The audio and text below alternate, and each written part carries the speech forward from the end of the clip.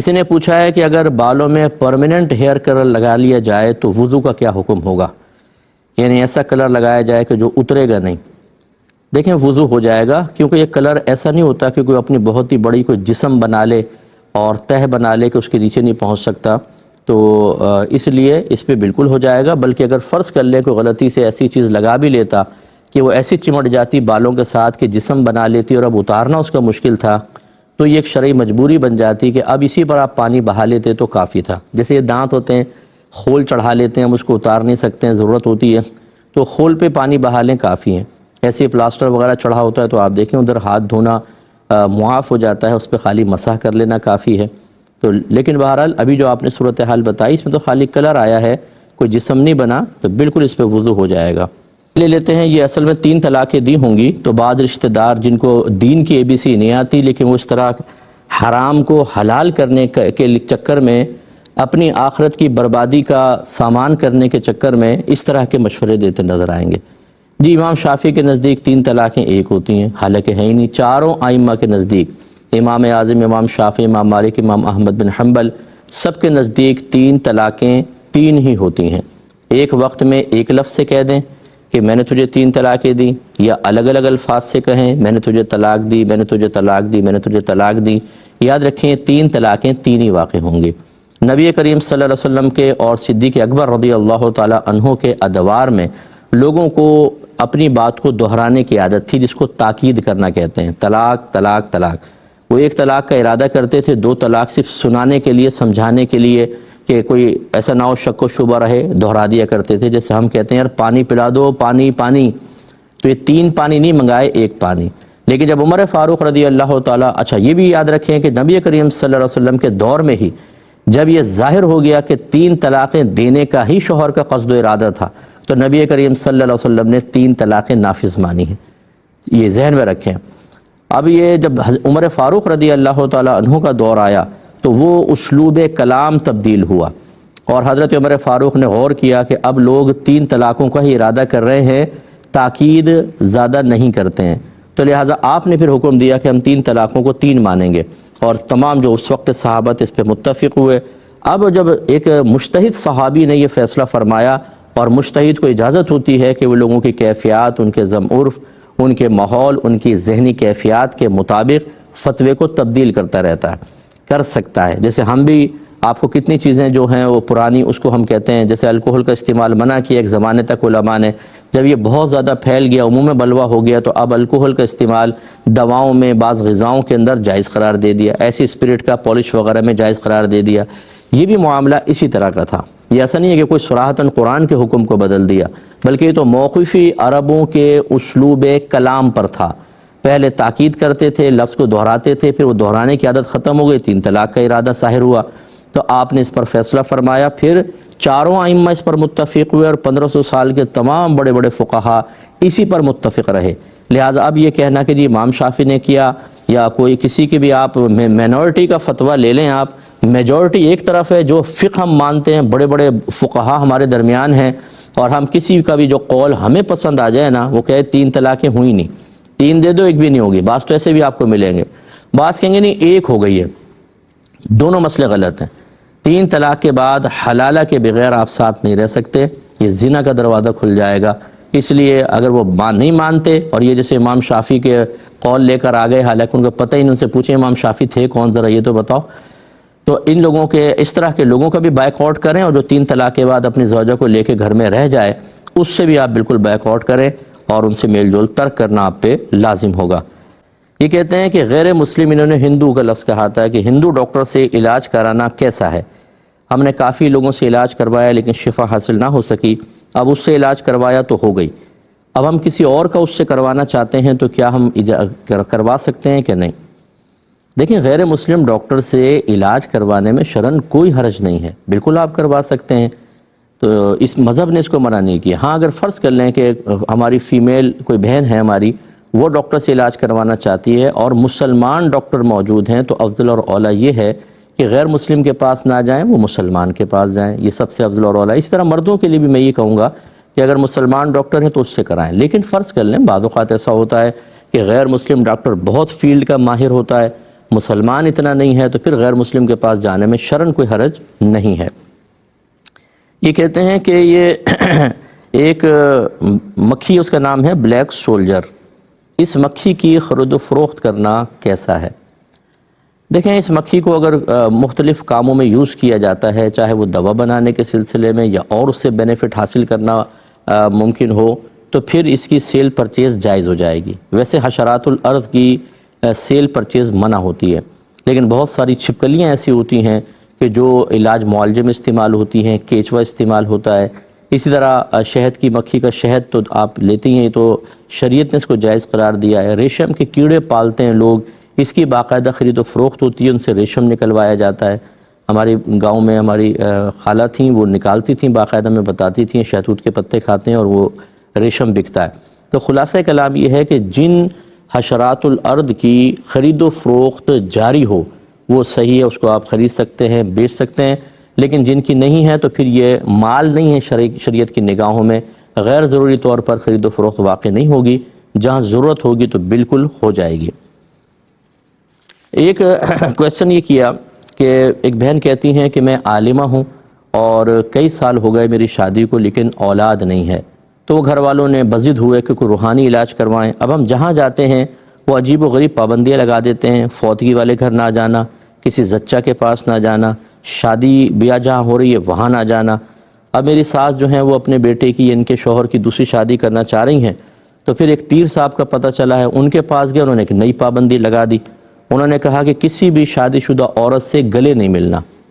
اب یہ کہتی ہیں کہ میں دین کا کام کرتی ہوں تو عورتیں ملتی ہیں، ملاقات ہوتی ہیں تو ہم گلے ملتے ہیں آپس میں۔ اب یہ عجیب کنڈیشن لگا دی، کیا حکم شرع ہوگا؟ دیکھیں، ہمارا مذہب اسلام اس قسم کی کسی پابندی کا کوئی انسان کو پابند نہیں بناتا، نہ بانڈ کرتا ہے۔ یہ خود ساختہ پابندیاں ہیں، ہر ایک جو ہے وہ اپنی ایفیشنسی دکھانے کے لیے، اپنے آپ کو یہ ثابت کرنے کے لیے کہ روحانیات میں ماہر ہوں اور میں اس روحانیات کی گہرائیاں جانتا ہوں، اسی طرح پبلک کو پریشان کرتے ہیں۔ آپ کو کوئی پابندی کی ضرورت نہیں، آپ اس گھر پہ رہیں، کسی کے پاس جانے کی ضرورت نہیں ہے۔ آپ کثرت سے استغفار کریں، یہ قرآن سے ثابت ہے، کثرت سے استغفار کریں، انشاءاللہ اگر آپ کی قسمت میں اولاد ہوئی تو آپ کو مل جائے گی، ٹھیک ہے نا۔ یہ ازلی فیصلے ہیں اللہ تعالیٰ کہ کس کے اولاد ہوگی، کس کے نہیں ہوگی، کس کے لڑکے ہوں گے، کس کے لڑکیاں، کتنے لڑکے کتنے لڑکیاں، کسی کے کچھ نہیں ہوگا، کسی کو بہت زیادہ اللہ دے گا، یہ تقسیم اللہ کی طرف سے ہے۔ تو اس لیے علاج کروانے کو میں منع نہیں کر رہا ہوں، لیکن ایسے لوگوں سے علاج کروانا جن کو خود شریعت کا نہ پتہ ہو اور وہ شریعت کو پیچھے رکھ کر اپنے آپ کو نمایاں کر کے اپنا نمبر بنانے کے چکر میں ہوں، ایسے لوگوں کے پاس جانے کا کوئی فائدہ نہیں ہے۔ ہمارا مذہب کسی چیز سے منع نہیں کرتا، یہ سب توہم پرستیاں ہیں۔ آپ لوگ ان لوگوں کو خود ان کی حوصلہ افزائی کرتے ہیں اور اپنے آپ کو آزمائش میں ڈالتے ہیں۔ آپ تو عالم ہیں، آپ اپنے گھر والوں کو سمجھائیں کہ بھئی ایسا نہ کریں۔ نبی کریم صلی اللہ علیہ وسلم نے منع نہیں فرمایا، قرآن منع نہیں کر رہا، یہ کہاں سے تم نے پابندیاں نکالی؟ اچھا بتاؤ کہاں سے تو ثابت ہو گئی یہ پابندیاں؟ وہ کئی کلپ میرے پاس آئی، وہ ایک صاحب کہہ رہے تھے کہ میں تمہیں بتا سکتا ہوں کہ گھر میں کون سے اچھے جنات ہیں یا برے جنات۔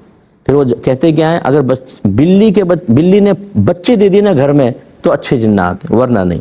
لا حول ولا قوت الا باللہ۔ یہ اس طرح کے لوگ ہوتے ہیں کہ جو بالکل سادہ لوہ قسم کے لوگ، ان کو پکڑ لیتے ہیں، اور چونکہ ہمارے لوگ اپنے مذہب کو جانتے نہیں ہیں، وہ ان کے ہاتھوں بے وقوف ہوتے رہتے ہیں۔ یوٹیوب پہ دیکھیں، کارنامے بڑے آپ کو نظر آئیں گے۔ ہیڈنگ یہ ڈالی ہوگی، گھر میں اچھے اور برے جنات کی پہچان کا طریقہ، بابا نے راز کھول دیے۔ بس جب یہ دیکھیں گے راز کھول دیے، ملینز کے اعتبار سے لوگ اس کی طرف متوجہ ہوں گے۔ اور آپ اگر یہ پوسٹ چلا دیں کہ جی فلاں جگہ درس قرآن ہوگا، درس حدیث ہوگا، درس فقہ ہوگا، لوگوں کو اللہ کے قریب کیا جائے گا، آپ کے 5 سے 10 آدمی ہوں گے بس۔ یہ ہماری ذہنی اور اخلاقی پستی کا عالم ہے۔ اس لیے بہن آپ بالکل بے فکر ہو کے اپنے شوہر کو اپنے اعتماد میں لیں اور یہ طریقہ اختیار کریں۔ بہن نے فرمایا میں شوگر کی مریضہ ہوں، ویسے پورے روزے رکھتی ہوں، لیکن احتیاطاً کچھ فدیے بھی دے دیتی ہوں کہ ہو سکتا ہے آگے کچھ رہ جائے۔ یاد رکھیں کہ پہلے فدیہ دینے سے تو ادا ہی نہیں ہوگا، نفلی صدقہ ہے۔ اگر بعد میں رہ بھی جائے اور آپ فدیہ پہلے دے چکی ہیں تو یہ فدیہ اس روزے کے رہ جانے والے روزے کا فدیہ نہیں بن سکتا۔ فدیہ تو ہوتا ہے جب روزہ رہ جائے، تب اگر کوئی ضرورت ہوتی ہے اور شریعت اجازت دیتی ہے پھر آپ پیسہ خرچ کریں تو فدیہ بنے گا۔ اس لیے جو آپ نے احتیاطاً دیے وہ تو ہے ہی نہیں فدیے، وہ تو صرف نفلی صدقہ ہے۔ دوسرا آپ نے فرمایا کچھ روزے رہ گئے تھے، ان کا میں نے فدیہ دیا۔ دیکھیں جب تک آپ روزے رکھنے پہ قدرت رکھتی ہیں آپ کا فدیہ قبول نہیں ہوگا۔ آپ جیسے سردیاں ہیں اس میں 1 روزہ رکھیں، 4 دن کا گیپ کریں، 1 روزہ رکھیں، جب تک آپ قضا رکھنے پر قدرت رکھتی ہیں آپ کا فدیہ ہوگا ہی نہیں، یہ نفلی صدقہ ہو گیا، فدیہ نہیں ہوا۔ ماشاءاللہ آپ رمضان کے روزے رکھتی ہیں، میری والدہ کا انتقال ہو گیا، وہ ان کو شوگر تھی، بی پی بھی ہوتا تھا اور دیگر امراض بھی، پورے رمضان کے روزے 1 روزہ نہیں چھوٹتا تھا اور صحت بہترین رہتی تھی۔ آپ روزہ رکھیں اور فدیے کو چھوڑ دیں۔ ہاں اگر آپ سمجھتی ہیں کہ اب ایسے عمر کا اسٹیج آ گیا ہے کہ کسی بھی وقت اللہ تعالیٰ کی طرف سے بلاوا آ سکتا ہے، تو آپ وصیت کر جائیں کہ اگر میں فوت ہو جاؤں تو میرے اتنے روزے رہتے ہیں، میرے مرنے کے بعد اس کا فدیہ ادا کر دینا۔ لیکن جب تک آپ رکھنے پہ قدرت رکھتی ہیں آپ فدیہ نہیں دے سکتی، نہ وہ فدیہ مقبول ہوگا۔ ایک دیکھیں، جب تک عورت عدت میں ہوتی ہے وہ سخت ضرورت کے بغیر گھر سے باہر نہیں نکل سکتی ہیں، چاہے وہ 90 سال کی بوڑھی خاتون ہی کیوں نہ ہو، اور نواسے کا آپریشن ایسی ضرورت نہیں ہے کہ جس کے لیے گھر سے باہر نکلا جائے۔ وہ فون پہ کر سکتی ہیں، آج کل جدید ٹیکنالوجی ہے، آپ لائیو ویڈیو کال کروا دیں، یہیں سے بیٹھ کے نواسے سے عیادت ہو سکتی ہے، لیکن اس کے لیے گھر سے باہر نکلنا شرعاً جائز نہیں ہے، یہ گناہ گار ہوں گی۔ یہ کہ کہتے ہیں ہمارے یہاں جب کوئی فوت ہو جاتا ہے تو اس کے گھر میں لوگ شربت، ڈبل روٹی اور دیگر چیزیں لے کر جاتے ہیں، یہ کیسا ہے لے جانا؟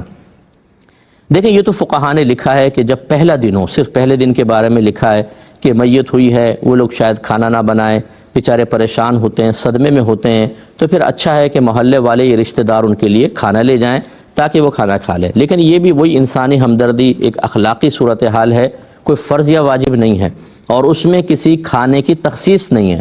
مجھے ایسا لگتا ہے کہ آپ کے علاقے میں معروف ہو گیا یہ ڈبل روٹی جانی ہے، شہد جانی ہے، انڈے جانے ہیں اور شربت جانا ہے، یہ تخصیصات کہاں سے نکالی؟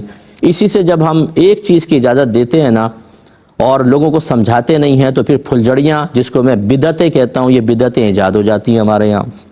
اس لیے بس پہلے دن، اس کے بعد دوسرے دن نہیں، بس پھر نہیں، پھر وہ خود کریں گے، کیونکہ پہلے دن صدمہ زیادہ ہوتا ہے، پھر وہ خود کھانا وغیرہ بنا سکتے ہیں، بنائیں گے، پھر ان کو پاس لے کر جانا کوئی لازم نہیں ہے۔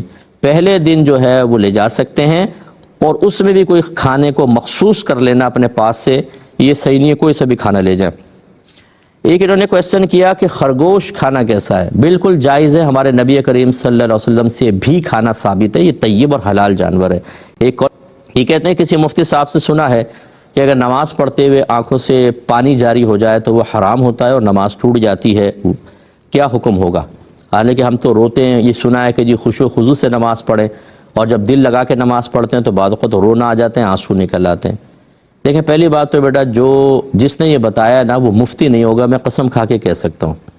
یا تو اس نے وہ جو آج کل مفتی بننے کا شوق ہو گیا ہر ایک کو، جس کو یوٹیوب پہ دیکھیں گے اس کے نام کے ساتھ مفتی لگا دیا ہے، اتنا شوق ہو گیا ہے تاکہ لوگ کہیں جی مفتی ہیں کوئی۔ حالانکہ مفتی ایک بہت بڑا منصب ہوتا ہے ہمارے ہاں، اس دینی حلقے کے اندر بہت بڑا منصب ہوتا ہے مفتی، یہ عام آدمی نہیں ہو سکتا۔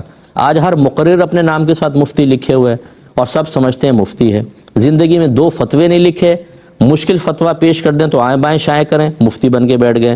تو ایک تو آپ یہ اچھی طرح یاد رکھیں کہ مفتی اور غیر مفتی کا فرق آپ اچھی طرح سمجھ لیجئے، ٹھیک ہے نا؟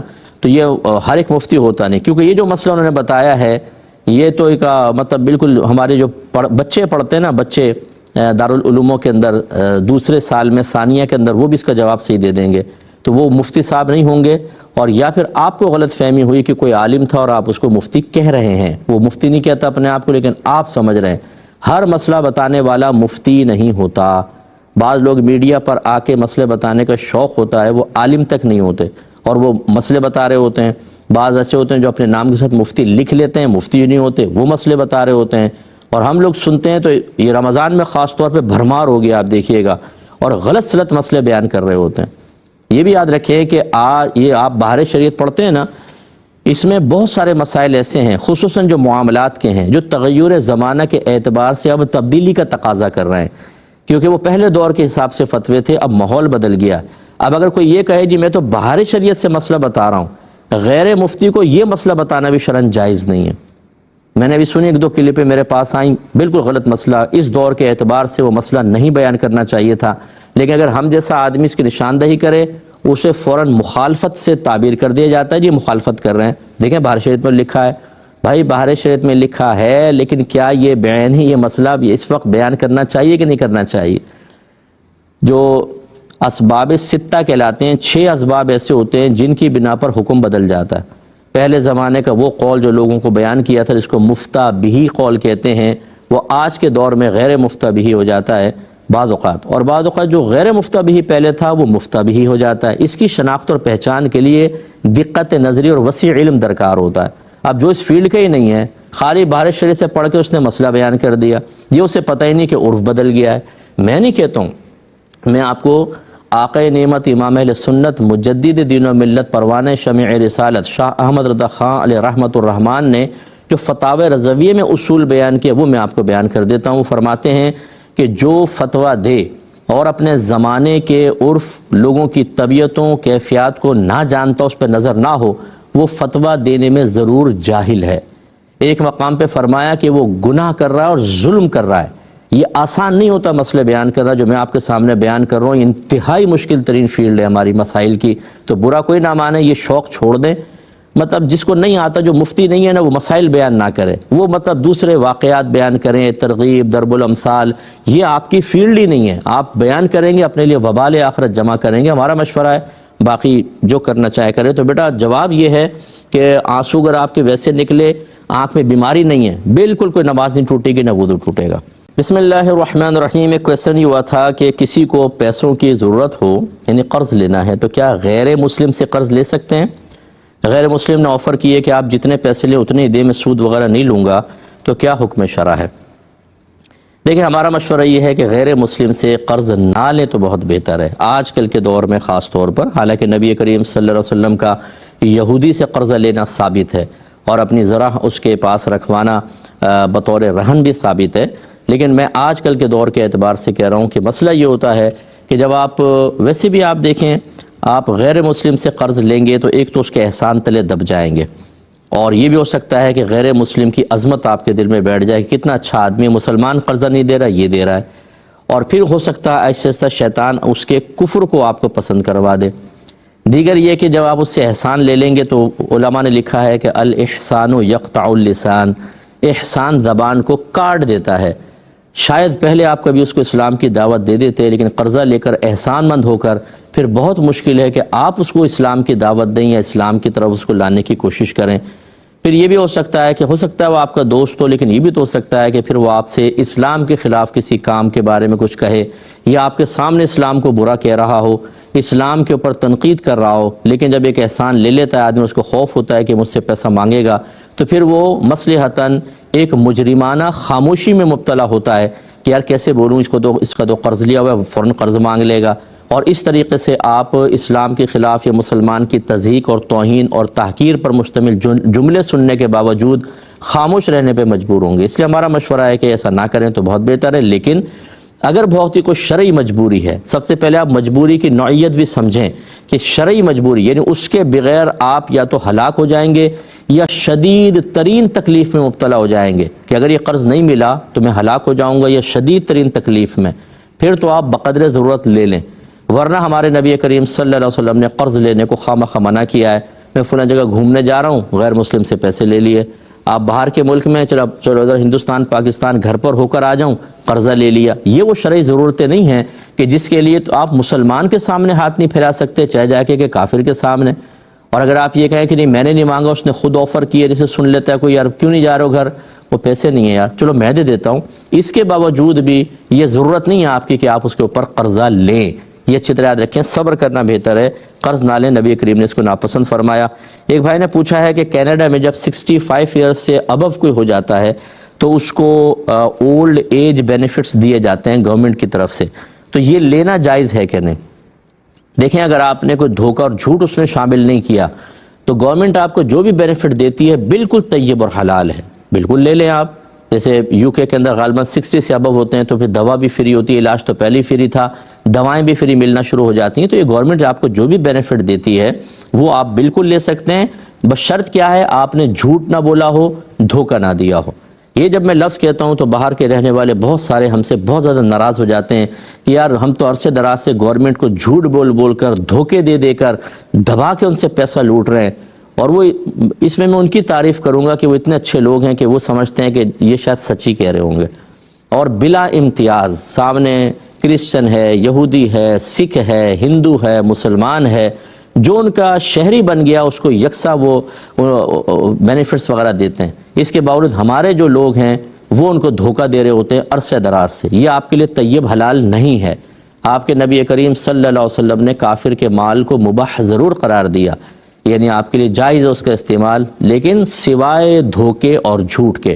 ان دو چیزوں کے ساتھ جب آپ لیں گے تو کافر کا مال بھی آپ کے لیے طیب اور حلال نہیں رہے گا، اور بروز قیامت آپ کو اس کا حساب دینا ہوگا۔ اب لوگ اس لیے ہم سے ناراض ہوتے ہیں کہ فیملی بھی سن رہی ہوتی ہے، عرصے دراز سے آپ جھوٹ بول کے بینیفٹ ان کو کھلا رہے ہیں، اب فیملی سوالیہ نگاہوں سے دیکھتی ہے، ابا جان کیا کر رہے تھے آپ؟